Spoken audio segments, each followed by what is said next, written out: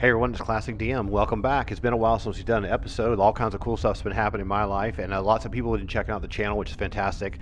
I think we hit 200 subscribers. Woohoo! At one point, there was over 29,000 people that were watching the different videos, and that's really great. They don't subscribe. It doesn't really matter whether you subscribe as long as you like the videos. So today's topic is going to be about tactics. And what I want to do is share with you, I've been playing D&D since 1978 when I was a kid, like 13 years old. We grew up in a generation that had Wargames first and D&D as a close second, okay?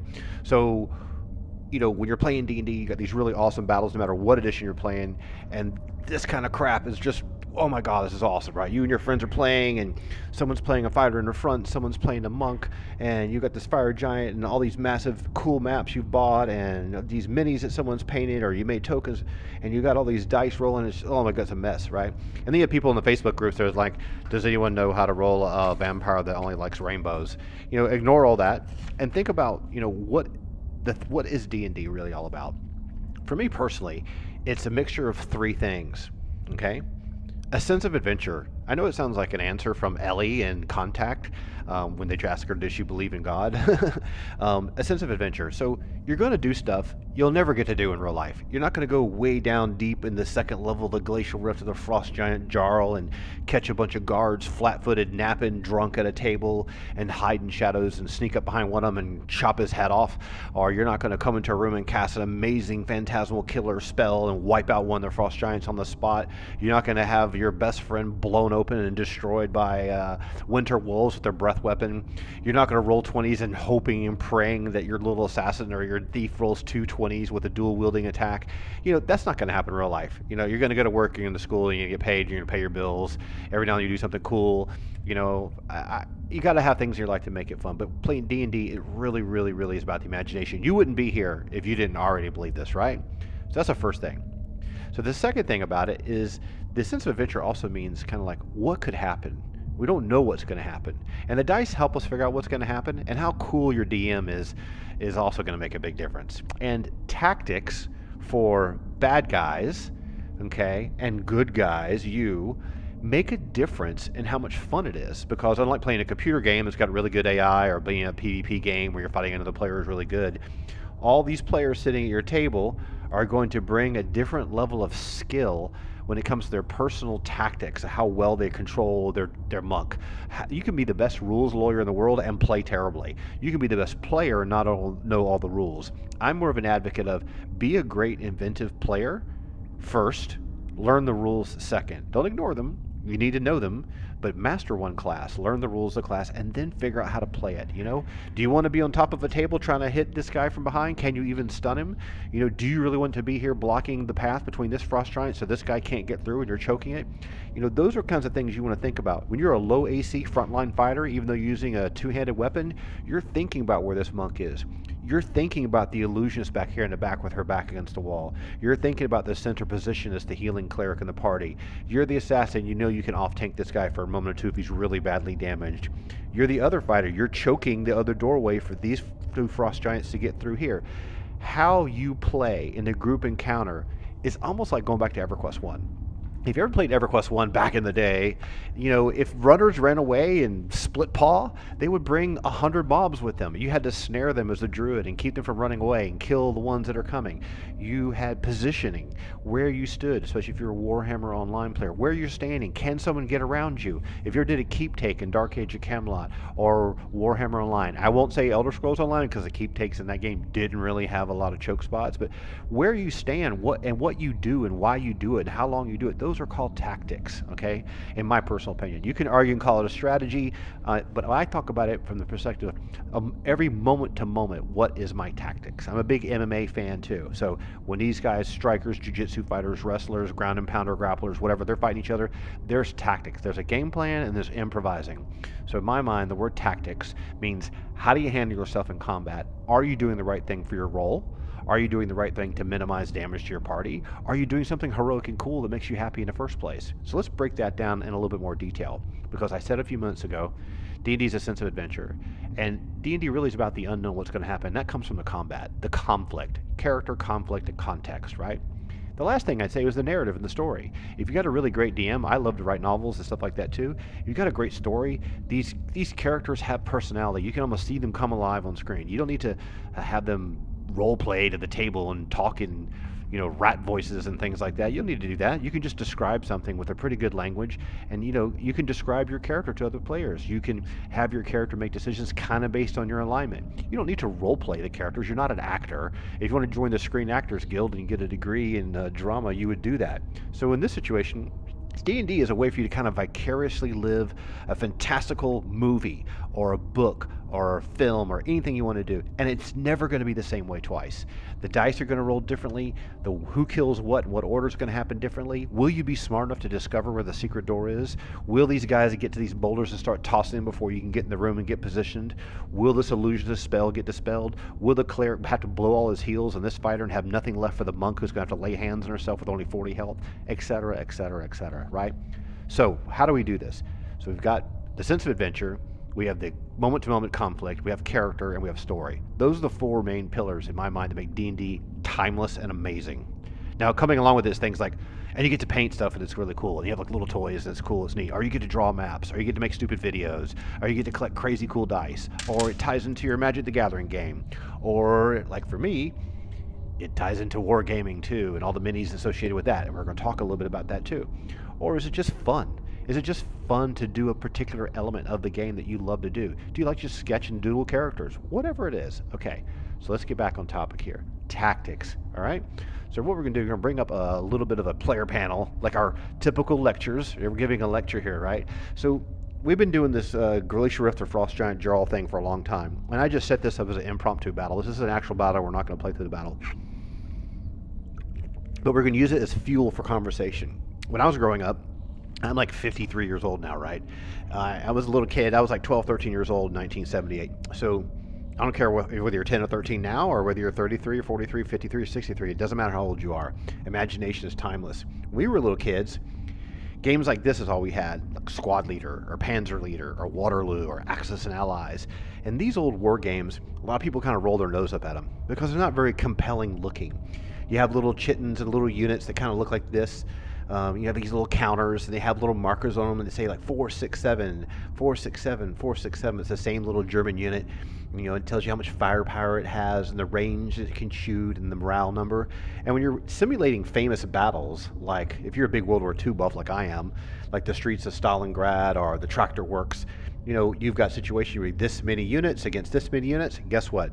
Guess where Warhammer 40K, Warhammer Fantasy got their inspiration from? Avalon Hill, games like this, or any wargaming. Miniatures wargaming has been around for a long time. Now, why do I talk about this old school junk that was printed before there was Ditto machines? I'm telling you, right? So most people, this stuff's really old. They're like, I don't really want to play a hex-based combat game. Well, if you think about it, when D&D first started, that's what it was. And it really was just a miniature war game. It was a miniature war game. Now, it's a miniature war game with a big world on a hex map, and then it goes from there and making modules and making stories and going to the steading of the Hill Giant Chief, and then going to the Glacial Rift or Frost Giant Jarl and playing a fighter, playing your monk or your assassin and all. You're making individual characters. So in the beginning, we're recreating famous battles in history, like I said, the streets of Stalingrad or the Hedgehog of Pepsk, how you pronounce that. And this is all Russian versus German stuff. The original Squad Leaders, these are scenarios. These are actual battles that happened in history.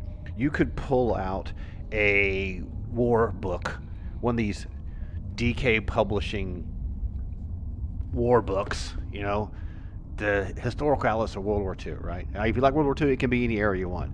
And you can go, okay, let's just look that up. Let's just look at famous battle. And here's the Battle of Moscow, right? The Battle of Moscow, 1942. You can read what happened. There's some actual photographs of what really happened. There is a tactical map that shows you all the details of what happened along the way, where all the units were. It talks about what happened in the beginning, in the middle, and the end. And it is a story. It is like a D&D campaign, better than Call of Duty. Call of Duty is just temporary entertainment. That's just a personal opinion. Here's the island of Oahu and the attack in Pearl Harbor, et cetera, et cetera. So there's a tremendous amount of historical warfare, right? Whether it goes to World War II or whether it goes way back in time, whatever you want to do. Now, why do I mention all that wargaming stuff? Well, there's a reason for that, because when we had famous battles, when you go to military college, they're going to teach you and use historical battles as a point of reference for you, right? And how are they going to recreate those things? They're going to use a game like this. They're going to use a game like this on the right hand side, like Squad Leader. They're going to use a war game. A war game is going to teach you how to control and command large groups of soldiers, armies, units, squads, platoons, even divisions, depending upon the scale of some of these games. And it helps you think on a really big global scale. But in D&D, it's not like that. In D&D, it's always the small scale. It's this party of 5 or 6 adventurers, and there's 10 to 12 enemies on the screen at once. So how does this connect together? Well, if you actually try to learn to play some of these games, if you want to go back in time, pick up one of these old games for $5 somewhere used off of eBay and play it with one friend and see if you can handle it, and skip some of the complex rules. Excuse me. My voice is going from all the pollen we have here in Texas. Skip some of the complex rules. Play something simple. Play Panzer Leader or something like that. Play a more modern, cool, colorful version. Don't play Catan or something like that. Play something that's actually a really war game, a real war game. Pick a period in history you like a Roman period, and go to your gaming store and say, what's the coolest kind of basic, easy starter Roman warfare war game? Or play the Total War series. They're really great from Creative Assembly. And I would suggest you do that to get a sense of what the big scale tactics are. Now, along the way, you're going to notice things like games like this.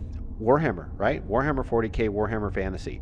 Warhammer also made a classical warfare game as well, and that's basically using, they make miniatures, they make minis, they make soldiers, they start talking about how the units are laid out. This is all Rick Priestley stuff that's been around forever. He's one of the guys that did some of the bolt action, the Hail Caesar rules as well. Anyone that loves wargaming is going to know about these rule sets for Warhammer. There's tons and tons of people who love Warhammer, and this is their big dream. D&D, this is your big dream. Cool, kick-ass, amazing battles. And Wargamer, you're like, oh my god, my legions I built, and I got this many units, and I bought this many legionnaires, and they're fighting these many guys here. All that kind of stuff is really, really exciting for them. So one thing you want to think about when you're thinking about tactics in your D&D game is there anything that you can learn from any of these types of things? And what you have to do is kind of examine it from a micro level, not the macro level. These kind of games are going to teach you the macro level, which is the huge controlling massive squads and armies and divisions. But instead, there's elements in here such as fatigue, line of sight, adjacency, morale, leadership, reach of the weapons, your balance. If you're defending, if you're retreating and defending, is your movement rate, how far you move, things that are in the way, the props in the environment.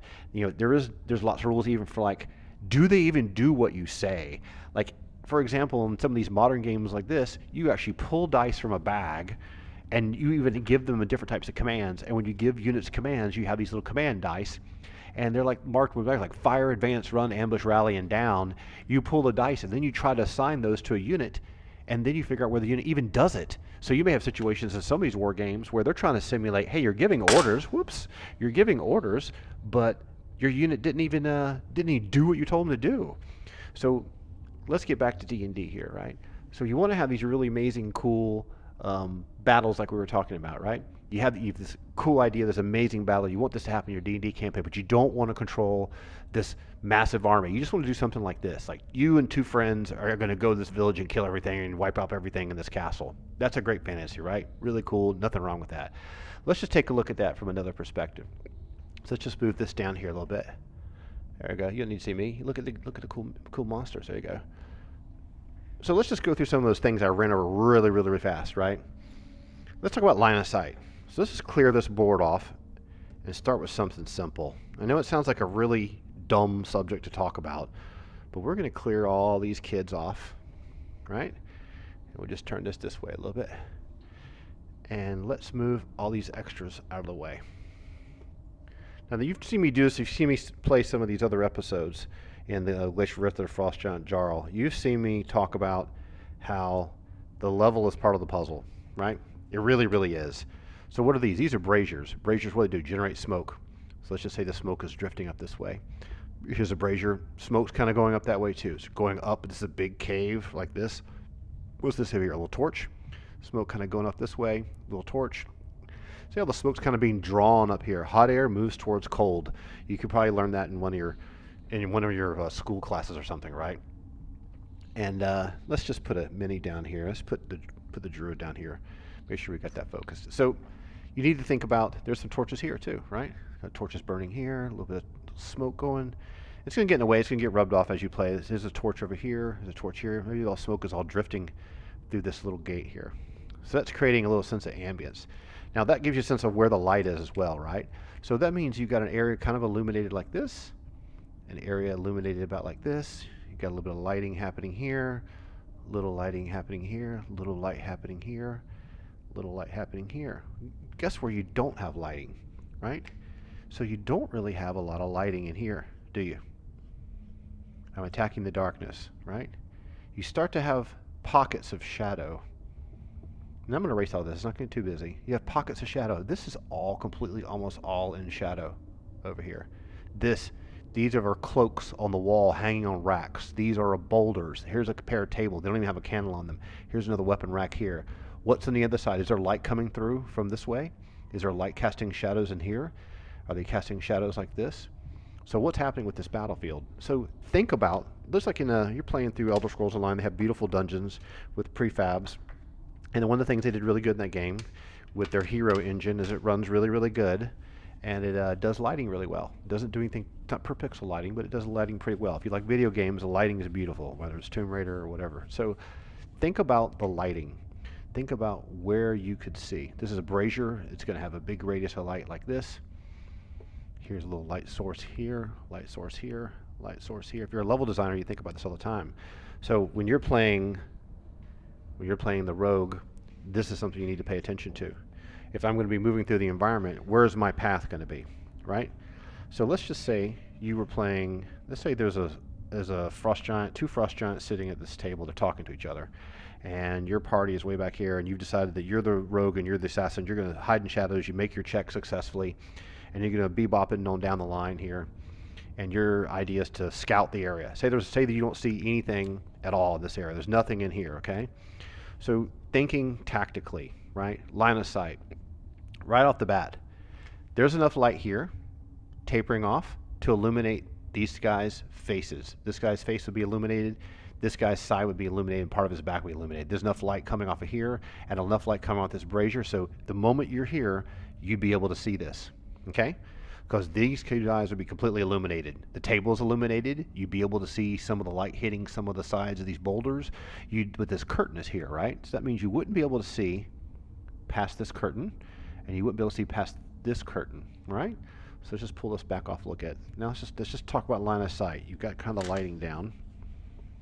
So what would you really be able to see? So when you're drawing your map, this kind of detail isn't even in the original map. The original map is just these outlines of caves, just as there are some guards here, and that's it.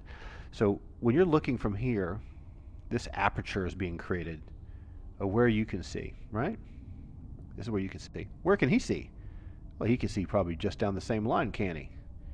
And most creatures are going to have, let's talk about line of sight real quick. Let's put this guy right here. Here's looking straight ahead. Here's about 170 degrees. Here's your peripheral vision. More focused vision's happening in the middle. So when you're sitting in front of somebody at a table at a Buffalo Wild Wings or whatever you're doing, you're not thinking about looking down here, especially when this area is completely in darkness. Now if this is light source here and you go walking through this light source here and you're illuminated, you're going to cast a long shadow and he might see that shadow and detect you. So these kinds of little details are things you need to think about. Think tactically. And so tell your DM, this is the player's perspective, and when you're the DM, think about this. You say, well, I want to see where's the light source is at. So the DM says, okay, here's a light source here, maybe it tapers off a little bit. This is very faint lighting. Light source here, a faint radius, little circles, large light source here, large light source here, and it fades off. So these guys are really well illuminated. This room is well illuminated. This room's kind of dark. You say, well, what I want to do is I want to hide in shadows, and I don't really want, I want to kind of go along this wall here. Say this torch here isn't even lit. I want to see if I can get along here and take a view and see what I can see. Well, this guy is looking this way, right? This guy is looking this way. So if I can get to here, he can't see me anymore. And there's a stalagmite here. You see this little thing here, this little drawing here? So this is like, you have stalactites come down from the top of the cave, stalagmites as a mounted come up from the bottom. So you'd have to kind of crawl around the edge of this. But remember, you're hiding shadows, but you're going to walk right in front of this torch. So If you wanted to try to go over here and snuff this torch out, do you want to try doing that by shooting it at range? Will it cause a bunch of sparks and sparkle on the ground? Will it catch his attention? Do you want to take a chance that you can actually slip around the corner and just snuff this torch out? Will he detect that the torch has gone out and then get up and come investigate? That's something you need to balance in your mind. Think about that. So maybe what you want to do instead, is consider moving nowhere near any of the light sources until you can get really close to get a sense of where everything is, right? And here's the big light sources from the two braziers. So you can move quietly around here. This is a stalactite from above. And when you get to here, you can see clearly this guy here. Maybe what you want to do is kind of slide around this way and look down this way, and lo and behold, you've got two dudes sitting here that you never saw, right? So because you do this a lot of shooter games, say this is a window in a Call of Duty game or Red Orchestra or whatever, you kind of want to look the aperture and scan the aperture so you can see the full room, because this entire time you haven't been able to see anything that's here, okay? I'm already getting marked up from all the battle, right? So think about that. And that's a good tips for an assassin. So the line of sight is an important thing. Lighting and line of sight. As a DM, you need to know how to rule this. So let's just say you have a player who's not real super awesome, hasn't played a lot, isn't super methodical, and he just thinks that once I'm hiding in shadows, I have invisibility, right? Which is not really what it is. It's hiding in shadows. It's not invisibility. Invisibility is a spell. You know this is what's happening. You tell the player, like, well, you're going to hide in shadows trying to avoid the lighting? And you say, yeah, I want to do that.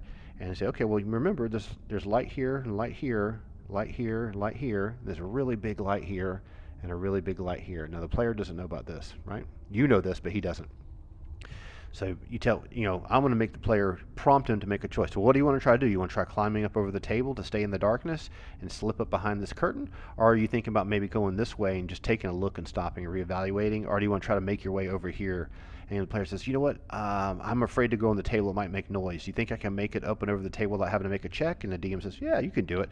I'll make you roll 20 against your dexterity. What's your dexterity? You're like, okay, well, let's just pull this camera down. And let's say, well, where is his dexterity? Let's just pull up our Glacial Rift character. Where's Renjar? So he's got, what has he got, like 17 dexterity? That's pretty crazy. Roll a d20. That's a 1, no problem, way under his dexterity. So he can very quietly move up over the table and step down. Now that roll 20 check is something you've heard me talk about before. I make that up. I do that all the time. It's just a ability score check. You don't need to check against a skill. 3.5 has skills. First and second edition don't have the skills. You can just check against your ability score, because it kind of defines your ability anyway. And then the player can say, okay, I'm going to try to sneak up behind this curtain here so I can kind of peek around the corner. And then you might want to say to yourself, okay, if you want to peek around this corner, did you move silently? Because the player is the DM. I know that I got one dude sitting here drinking beer, another guy here sitting and drinking beer. That's pretty close. Is this guy, did he step off the stool quietly? Do you want to kind of make sure and guide a new player by saying, be sure do you want to make sure you're moving silently? Do your move silently check. He's like, oh yeah, I want to do that too. Most players, as they're learning how to play, they kind of need a DM that's more experienced to guide them. So for Renjar, his MS, what is his MS number? Oh, it's been a while since I looked at his character sheet. His move silently, let's see, pickpockets 95, open locks 80, find or move traps 70, move silently 88. So you can say, well, move silently 88.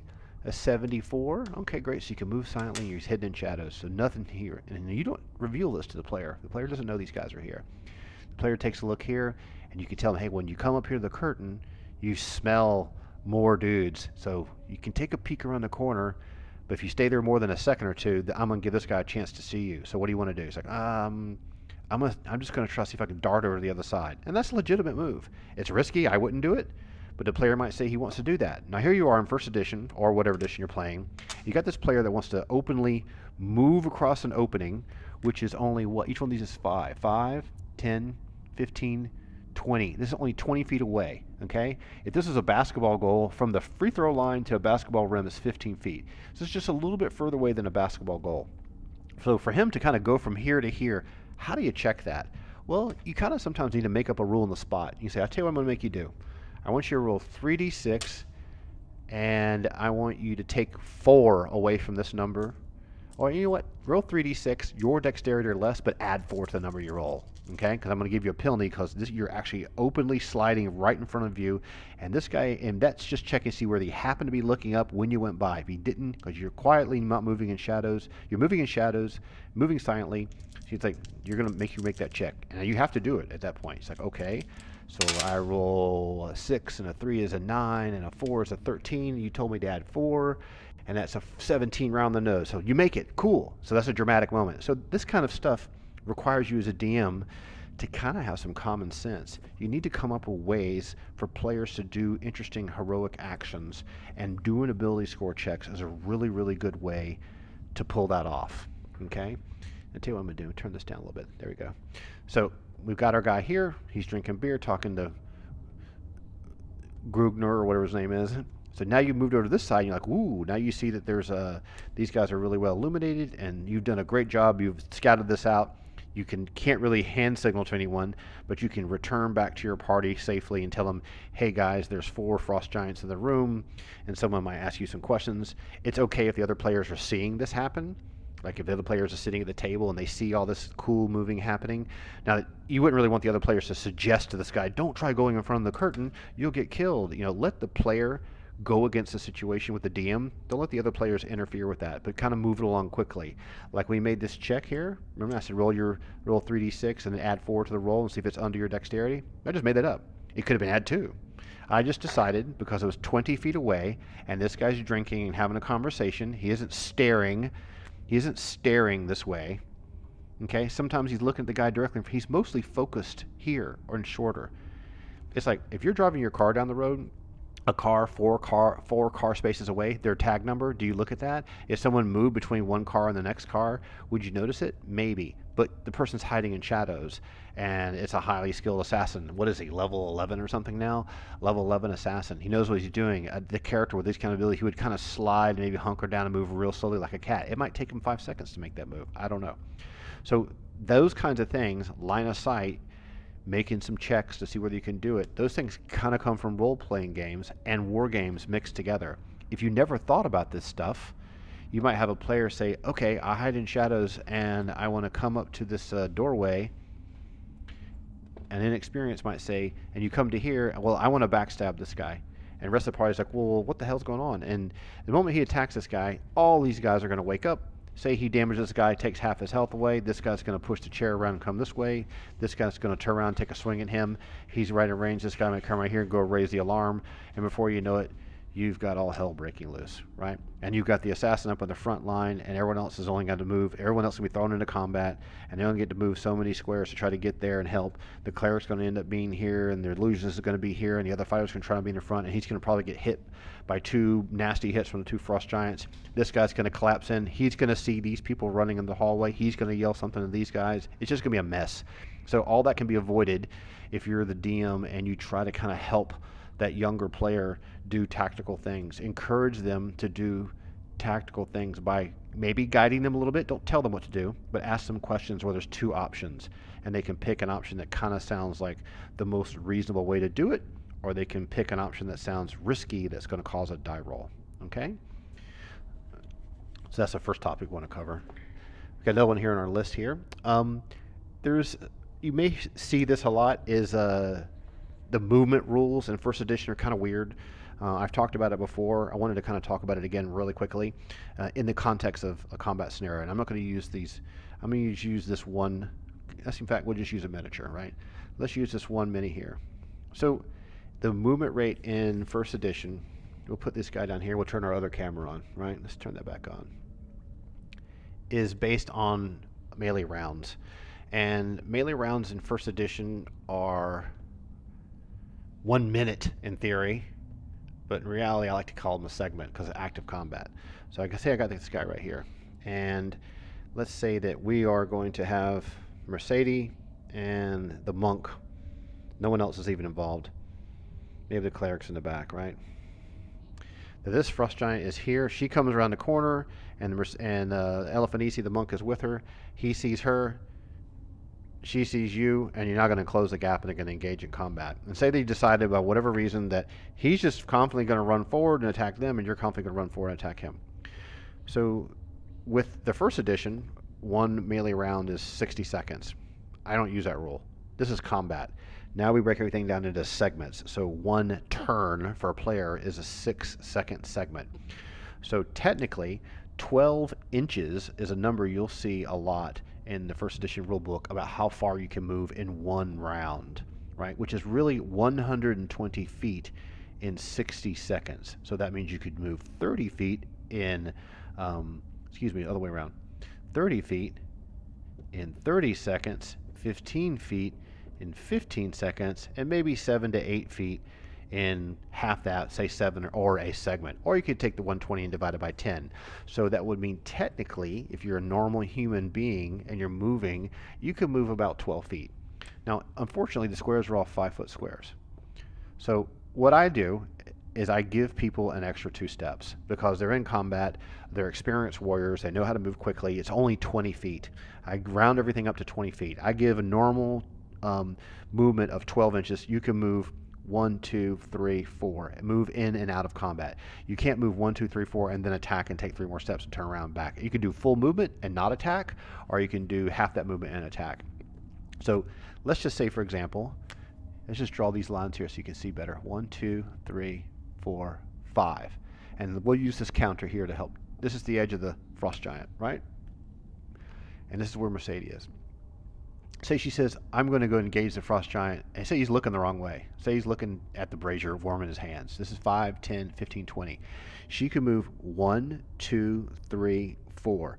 This guy's not seeing her, but he would probably hear her and turn around, and then she'd get the first swing off, right? You wouldn't even need to roll anything. By the time this guy hears her coming, unless she's making any noise, he would hear her armor clinking and chinking when she's running down the hall. By the time he turns around, she can be winding up that swing and go bam and land it.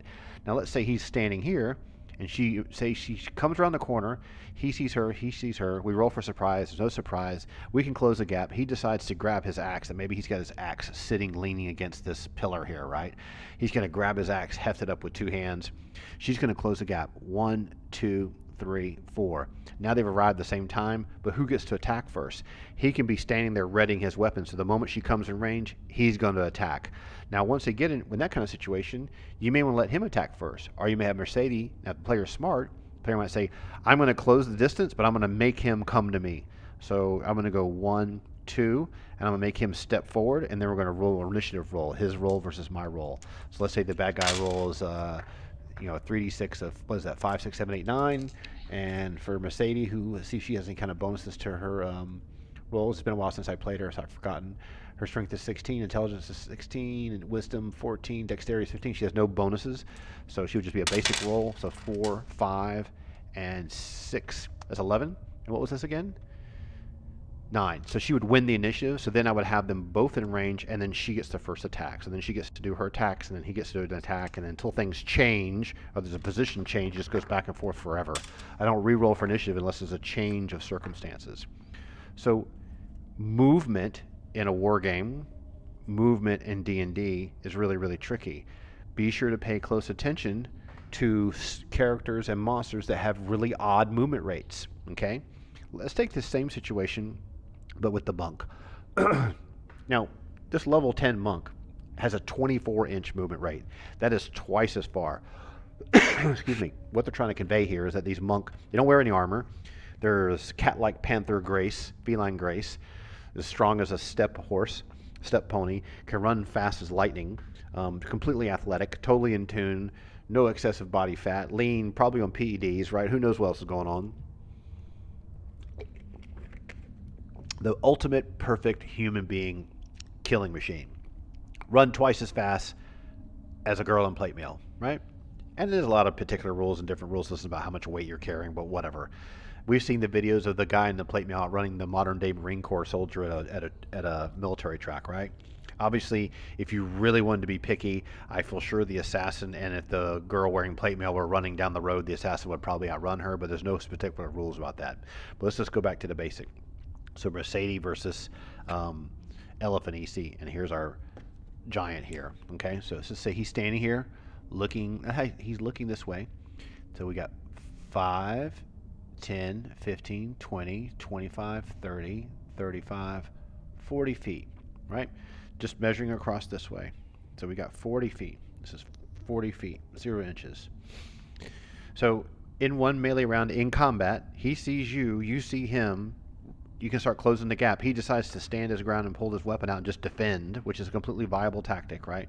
And you get to move 4. So 1, 2, 3, 4. I don't mind if someone goes 1, 2, 3, and 4 diagonally. You know, technically, we all know you're, you know, right triangle, the hypotenuse a squared plus b squared and c squared. This is actually a longer distance. C squared is longer than, but forget all that crap. Just ignore it. Think of these squares as representing circles, okay? If they really were realistic, they'd be collision circles like this, like checkers. It wouldn't really matter that much. So to ignore that. If someone wants to take a one-step diagonal, just count it. It's okay. So Mercedes would go 1, 2, 3, 4. So she's as close as she could get in the first 6 seconds of combat. He decides to hold his ground. She can go twice as far. She could go 8. 1, 2, 3, 4, 5, 6, 7, 8. In fact, she would be able to get to attack. That last step, she could go ahead and launch open hand attack and start to hit this guy. Now he gets to defend, but I would let her do her attack. If she wanted to, she could go 1, 2, 3, 4, 5, 6, 7, 8. Or she could go 1, 2, 3, 4, give up her movement until the warrior engages the next round. Maybe this guy goes 1, 2, and 3, engages her, and then she decides to go 1, 2, 3, 4, 5, 6, 7, 8, and flank this guy and hit him from behind, try to stun him or something. So the monk has high mobility. With a lot of mobility, you'll be able to stay out of range of something and move away from the monster. In fact, let's just say that the frost giant was here, and here's Helifanisi. He sees her, she sees him. He starts rushing her, right? So his movement rate, let's say his movement rate is 12. So he's going to go 1, 2, 3, 4. But if he moves 1, she can move 2. 1, 2. He moves 1, she can move 2. 3, 4. He moves 1, and she's right there on him, so I would let her attack first.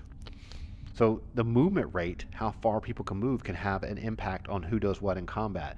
When you have a character that has a high movement rate, or no matter what your movement rate is, think about how to utilize your movement rate on your little turn, your melee round, to take advantage of situations.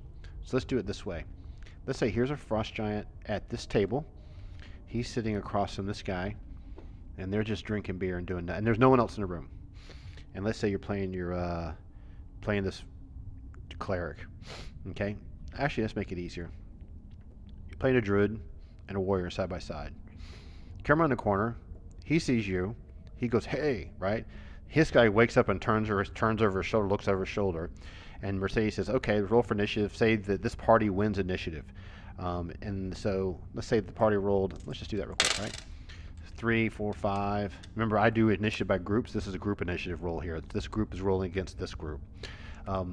4, this is 7, 8, 9. And say the bad guys all rolled. I'm not going to roll it. Let's say the bad guys all rolled, what's that, 7, 8. They barely missed. So she gets to go 1, 2, 3, 4 in the attack. So she gets to attack him. He'll be able to turn around and get to his feet and get his weapon out. That's all he'll be able to do. This guy, he can't, they didn't win initiative, but he doesn't mean he gets to sit there for the whole melee round. I could give him a chance to go 1, 2, take 2 steps.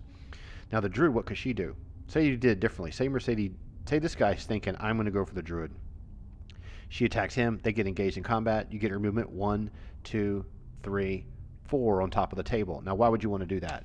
Because you're trying to stay 4 squares away from where this frost giant could be in the next melee round. You're almost kiting him on purpose. It's almost thinking about chess move.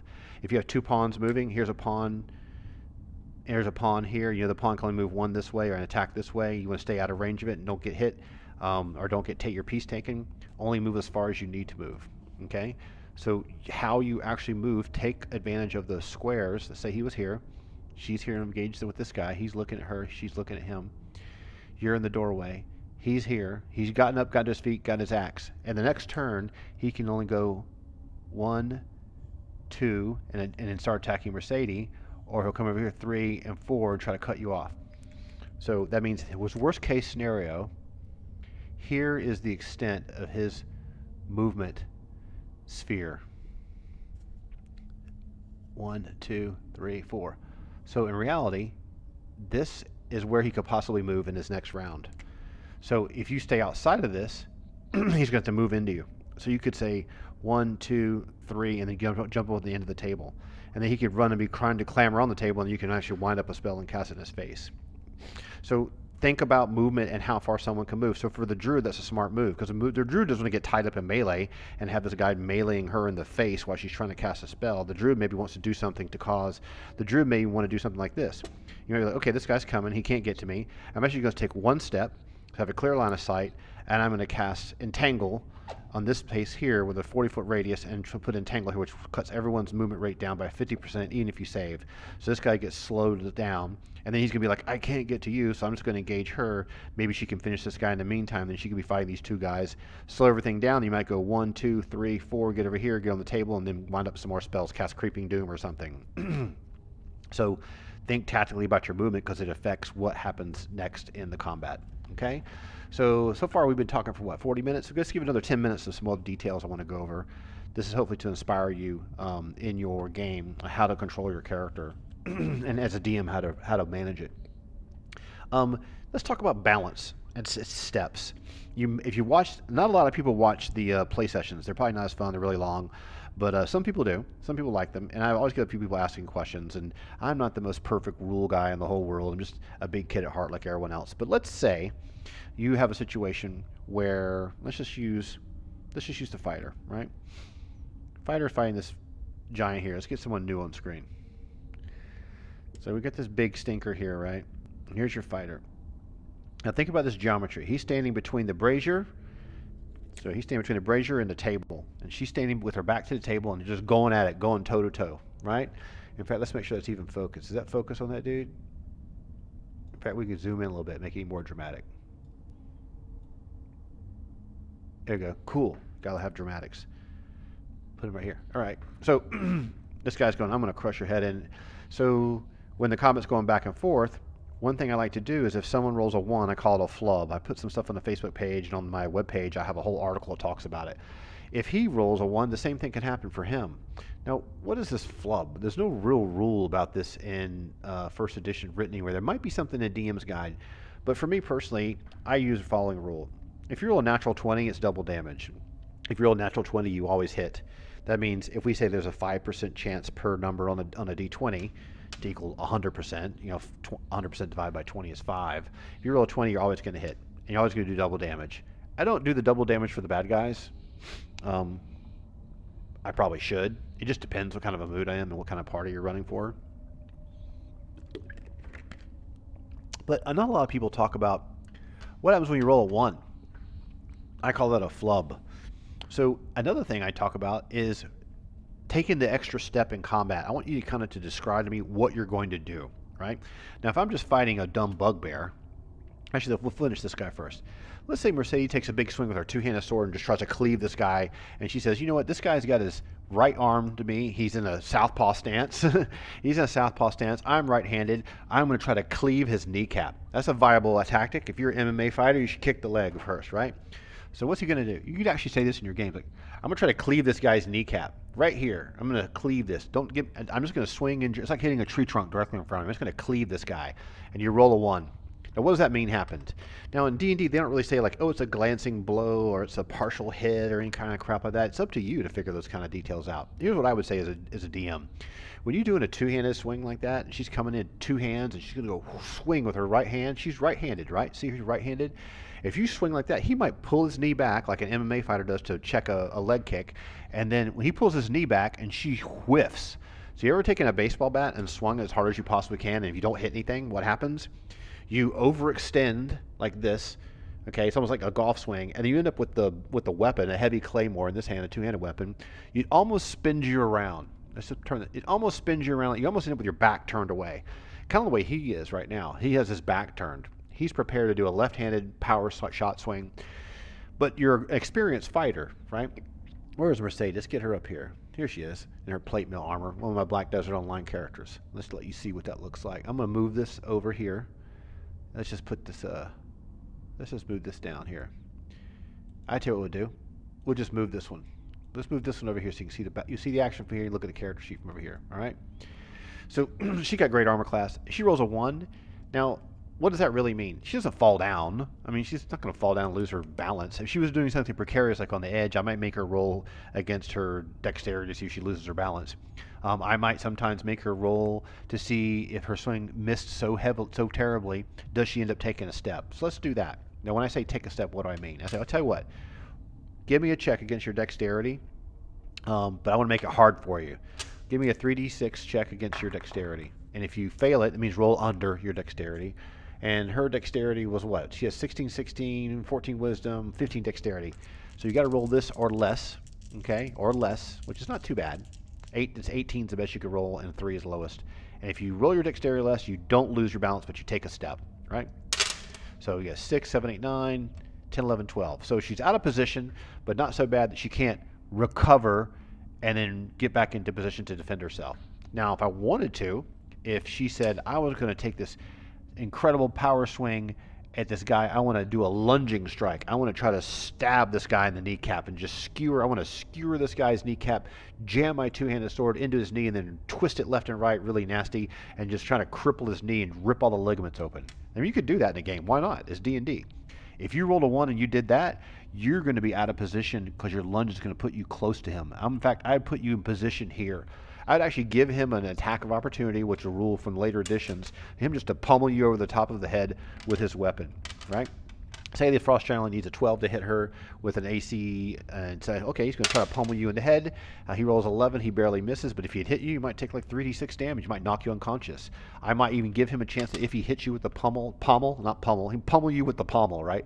If he hits you with the underside of his sword, he hits you so hard, I'm going to make you save to prevent from being knocked down prone. If you ever played Warhammer Online, been get hit with pistol whip by a witch hunter, I mean, that is interesting gameplay. That's like playing a video game. That's really cool. That's really exciting. What's not exciting is I attack and I miss. He attacks and he hits me and I take 12 damage. I attack and he hits me. He attacks and that's a Daiku mud. If you want to play a mud, go load up a mud from the 70s. Or the 80s, I guess we should say. When you want to play D&D, think about these attacks. When your player says, I'm going to use my two-handed sword and attack this guy, I say, well, are you going to do anything specific? Most players are like, well, I don't want to do anything specific. The DM will give me a negative modifier. I don't want to do that. Well, listen. To hit AC 0, that warrior only needs a 6. Okay, Mercedes only needs a 6. Unless you say something dramatic like, I'm going to jump up and stab the guy in the left eye and then put my thumb in his right eye. I mean, unless you're trying to do some dramatic, ridiculous move, which you could still do that too. A basic swing at somebody, it's not really that big of a deal. I want to chop his whole entire arm off, right? So if you're hitting a solid mass directly in front of you, it's not that big of a deal. Let's put it this way. Let's say that you were playing the assassin. Right? And let's get him up here. And the assassin says, you know what? I'm going to take both weapons because he's dual wielding. And I want to step to the side and I want to get the back of his calf with both weapons. So in his class, in his situation, he's dual wielding. You may want to say, okay, I'm going to give you a penalty on both those strikes because as you're kind of moving, and as you're moving, he might try to like take his foot and kick you. So you're spinning a half step to take a swing. It's not like he's just going to stand there and watch you. He'll probably get a chance to react to this. In fact, he knows you're doing something to his leg. He's got all his weight on his back foot, his front leg. I mean, you should watch some MMA fights and watch the analysis and learn how people stand and where they put their weight, especially boxers and which stance they're in. So you don't have to be a fighter. You just appreciate how hard it is to be one. So I might give you a little penalty to do that kind of move. Now, if you just want to stand here and go toe-to-toe with this guy and swing and dual wield your main hand and offhand attacks and do damage, that's fine. But if you tell me what you're going to do, I might actually give you secondary effects. Say that you hit this guy and you nailed him in the back of the calf. That's almost effectively hamstringing a guy. And if you say you rolled a 20, I would actually even make a check to see if this guy falls over in pain. And you can actually chop him over the head and kill him, and he'd be dead in one melee round. That kind of stuff is cool. That stuff is dramatic. That is using tactics. So work with your DM and say, you know what I'd like to do? I'd like to take both my axes and take a quick step to the left where this guy's leg is and chop both my axes into his calf muscles. But I don't want to do it so hard that they get my axes stuck. I just want to chop them real quick like I'm severing something. And then when I pull the two axes out real quick and see what happens. The DM's like, whoa, that's pretty crazy. I'll let you roll. Maybe you rolled a hit. Maybe you need a 16 to hit. You rolled 17 and a 19. Those are better than the rolls to hit. As a DM, what you can do is say, okay, you rolled a lot better than you needed to hit. Say I needed a 9 to hit, right? So say you needed a 9 to hit and you rolled an 8, you rolled a 10, and what's this? A 16, okay? The 10 It's a basic hit. Regular damage, nothing amazing. But the 16, you only need a 9. I might give you an additional damage effect. You hit this guy on the back of the calf so bad, it cuts one of his ligaments. When I'm going to make him make a dexterity check against his dexterity, I'll make him do a 46 check against a 10 dexterity. And then we got 2, 4, 5, 6, 7, 8, 9. And then 4 is 13. He loses his dexterity. He actually crumples to one knee. And he's trying to face you, but he has his sword and puts his left hand down. His sword's on the ground now, holding one hand. His right hand is up. Like, okay, well, I'm going to try chopping all his fingers off like Sauron in Lord of the Rings. Okay, go for your roll. So a 15 and a 6. The 6 misses, a 15. I was like, okay, go ahead. I'm going to give you that damage from your weapon. It's a 1d8 plus 4 or plus 13. There's the 4 plus that's 5, actually plus 15, so 16. Hey, you lop this guy's fingers off. Now this guy's all bloody. He can't use the weapon with 2 hands, and maybe just attacks back by using just his left hand. Tries to stab the guy with his left hand. Maybe needs a 12 to hit. He rolls a 14. He just skewers you with a lunge for 14. Maybe it's 3d6 damage or whatever the damage is going to be. Roll the numbers for that. 5, 6, 7, 8, 9, 10. That's a pretty decent blow. You partially deflect it, and it can be hit you in the hip, right? Now you're kind of both at stance, and he's unable to get back to his feet. But his right hand is bloody, but he's so strong, he's going to grab this weapon with both hands and keep fighting. That is the kind of stuff you want to have happen. That is like a fight scene out of a John Woo movie, right? That's the kind of stuff you can do in your D&D game if you want to.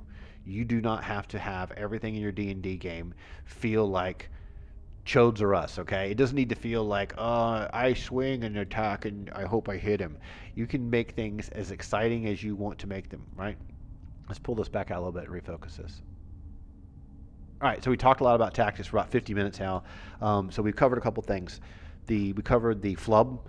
We covered line of sight. We covered thinking about shadows and where shadows are. We covered inventing moves on the fly. We've got marks. This is a good sign. Do you see all this stuff? This means we're actually actively doing something. We got war wounds and everything. So when you're playing D&D, don't just think about the character sheet. There's a lot of people that play 5th edition, they're Pathfinder especially with so many classes. They're like, what's the best path to take as a cleric? Should I take this type of discipline or take this type of discipline? Or which monk weapon should I use? Or what's the best way to get my AC lower as a monk? Sure, that's cool. Think about those things. That's power gaming statistics. But being intelligent and being articulate and describe what you want to do, think about it like this. What could you do that seems realistic but isn't dramatically crazy? Like if this guy's here and you're here, you say, I'm going to run and jump put my foot on top of this brazier, and I'm going to leap off the brazier in midair, and I'm going to grab some coals on my left hand and throw them in his face and do a backflip over the back and land on the ground and turn around and backstab him. That's not going to happen, dude. Come on, be realistic. You're going to step on this brazier, and the coals are going to flip up and burn you in the face. You'll probably take 3d6 burning damage and be knocked unconscious in the first melee round. So there's nothing wrong with being adventurous, but try it. Say, I'm going to try to keep the brazier between me and him, and so every time he takes a swing, I can kind of duck down, and then he may take a swing at you once, and you duck out of the way, and you may the DM might say, okay, I'm going to make this guy try to hit you at a -4 penalty because you're actively defending and evading. So he takes a swing at you with his big long sword. It would certainly reach that far, right? He could swipe just like that.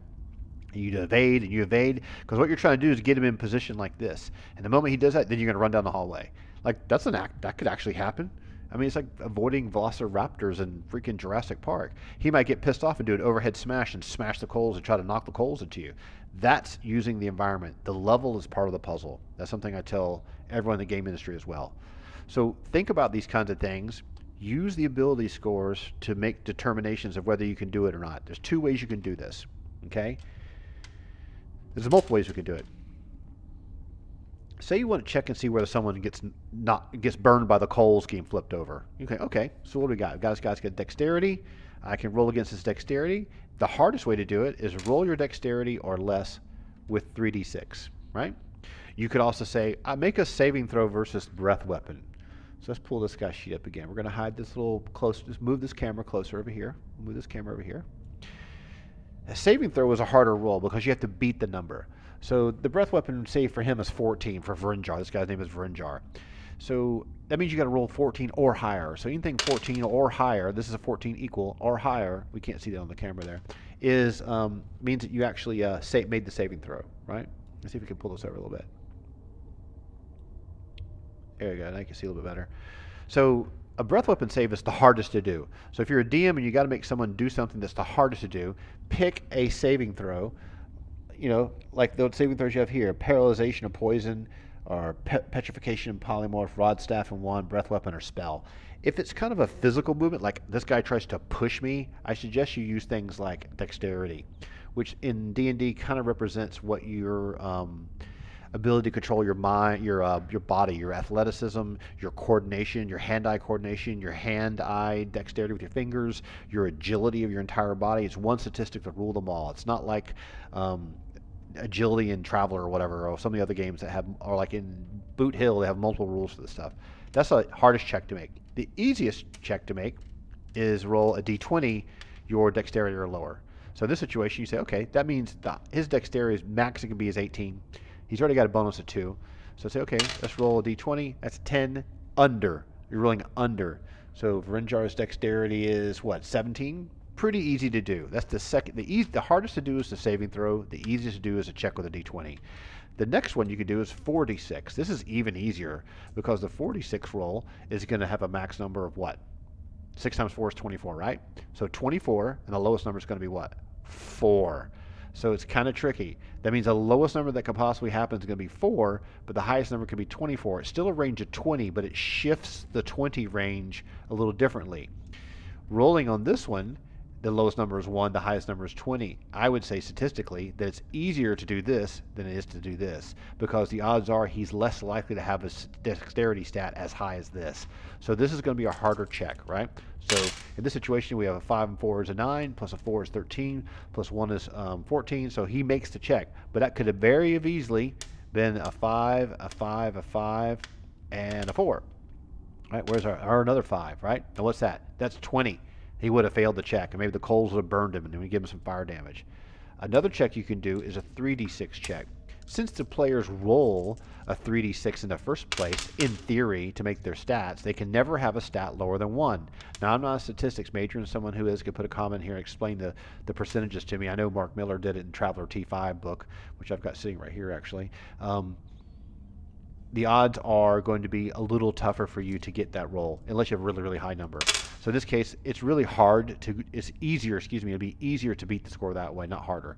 So you can do those kinds of things. What you may want to find, it's maybe fun to roll the d20 all the time as if it's a saving throw. Ability checks, roll under. Saving throws, roll higher. You could just leave it at that. You could do it like in 5th edition where they have an advantage and disadvantage, but I don't know. I mean, it's basically what I'm using is the same kind of thing anyway. It's up to you.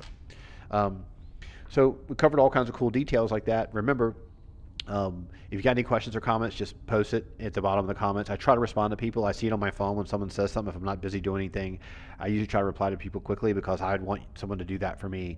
There's been some YouTube channels that say, hey man, you ever got motorcycle videos I like to watch? Wait, where'd you get those pipes? What kind of gasket did you use? What crush gasket did you use? Someone will answer me quickly. I think that's very cool. People share knowledge. So if you got a question, you can ask it. So we talked about movement.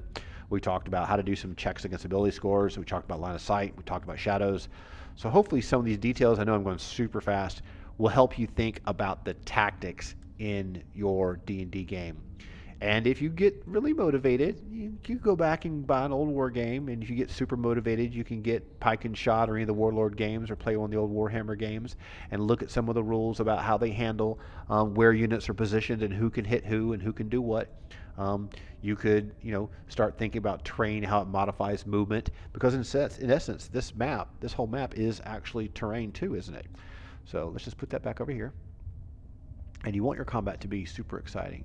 In fact, there was some other video on YouTube of someone who says your combat is boring. I have to watch it and see what that guy says. I haven't seen it yet. Maybe it's cool. I don't know. But yeah, that's it. So if you got any questions of that right now, let me know, and I'll probably put together some more videos soon.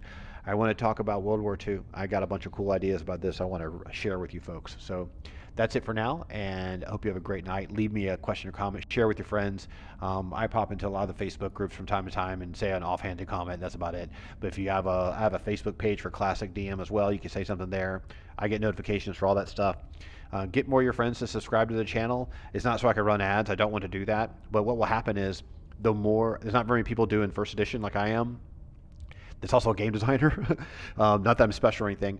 but there is not a lot of first edition stuff out there. There's a lot of really, really smart first edition players, and if we can get more people watching the videos, those other first edition players will come into the channel and start saying their ideas too. Like one thing you'll notice is we've had a number of kind of rules lawyer people who are real hardcore with the rules come in and make corrections on things that maybe I did wrong or did differently than them. When I don't have a problem with that. I mean, just whatever you want to. Some people like the way I do it. Some people don't. It's okay. It's your game. Do what you want to do. I try to change things for the benefit of fun. Some people really, really like to keep it right to the by the book 1977, 78 rules. I don't have a problem with that at all. But what will happen is more and more people that like first edition will come and chime in, and there's a lot of experienced players with 40 years of experience playing, and that's what we want. What we want is people to love playing the game, have a good resource to work with from other players, meet other players that have ideas. Maybe someone else will make a video too that says, here's how I like to do initiative. Here's how surprise really works. Here's the best way to handle a one-step rule like Ed Stark used to do when I played D&D with him. Here's how it works in third edition that you should permutate that to work in your edition. Here's how it works in 5th edition, which stinks, and you should use the 1st edition rule instead. Whatever. So share the videos, get your friends to subscribe, you get notifications, and that's about it. Anyway, we'll talk to you soon. I'm going on too much. Talk to you soon. Have a great night. We'll talk to you later.